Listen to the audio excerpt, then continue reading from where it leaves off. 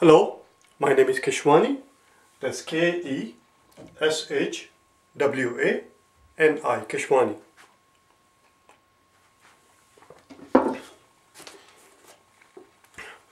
I have been solving math problems for GRE out of this book here, practicing to take the GRE General Test, 10th edition.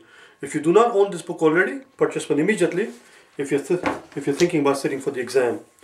The problem that I'm about to solve is the one that you're going to find on page number 241 of that book. Quantitative comparison, number 1. Quantitative comparison. These questions are called quantitative comparison.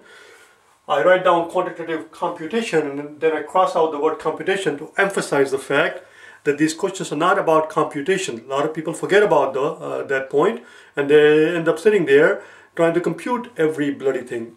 And of course it takes too long and sometimes it's now impossible to compute things. Or you're asked to simply compare the two quantities, not compute them. There's a big difference. Let's look at question number 1. There are 15 questions in this section, 1 through 15. This is from the old-fashioned, good old days of paper and pencil exam, where all the questions were arranged in the order of difficulty, which is no longer the case anymore.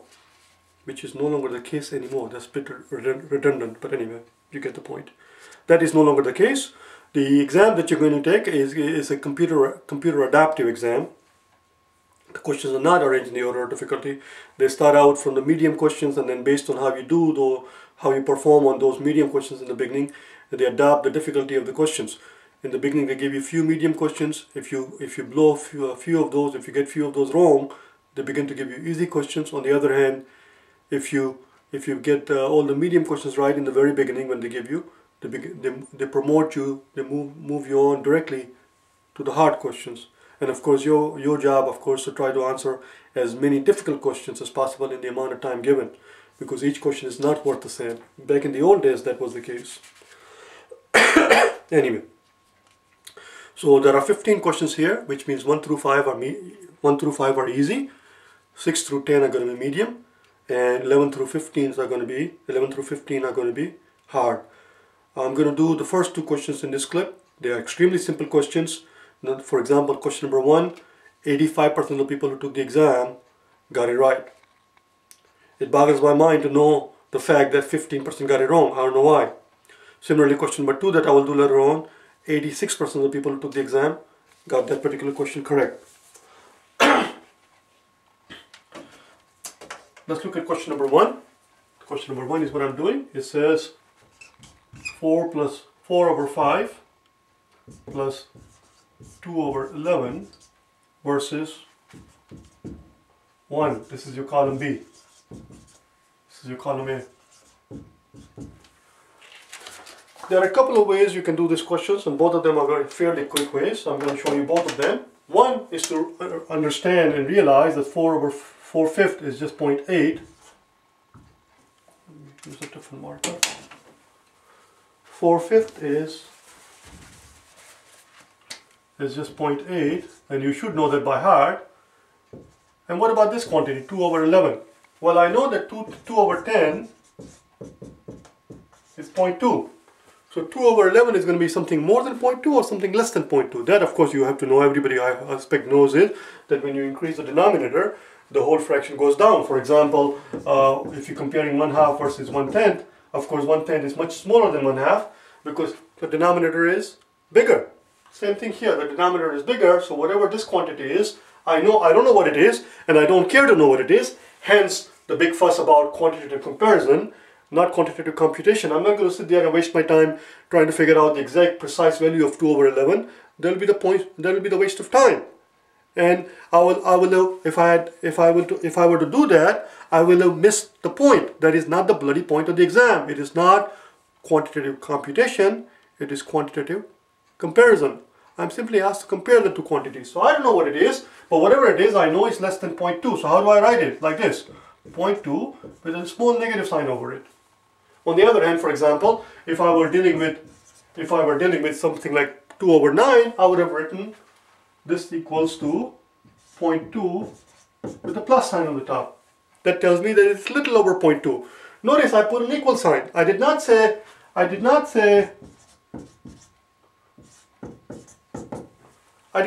that. It is not approximately. I'm not saying it's approximately equal to something more than 0.2. That will be ridiculous. Again, that will be being redundant. I could say it is approximately equal to 0.2. 2/9 is approximately equal to 0.2, and I could have done the same thing here, that it is approximately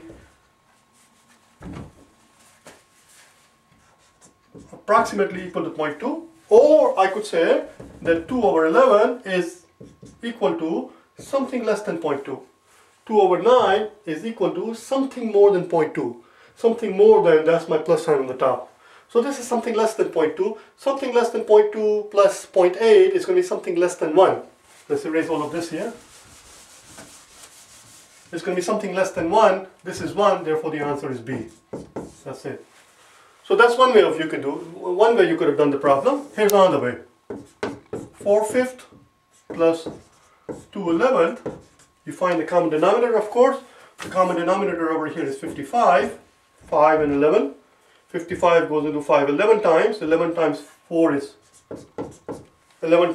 44. And then 55 goes into 11 5 times. 5 times 2 is going to be 10. As you can clearly see here, the numerator, the top part, is 54, which is less than 55. Hence, this quantity, whatever it is, I'm not going to waste my time again trying to figure that out what it is. That is not the point here.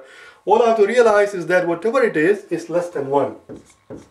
And since I'm asked to compare with 1, the answer again, of course, is B.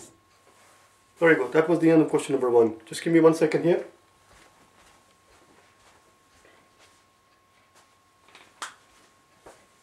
Let's move on to question number 2. Sometimes I end up explaining too much and we end up taking too much time. We are 7 minutes into the clip. I can't believe it. Let's look at question number 2.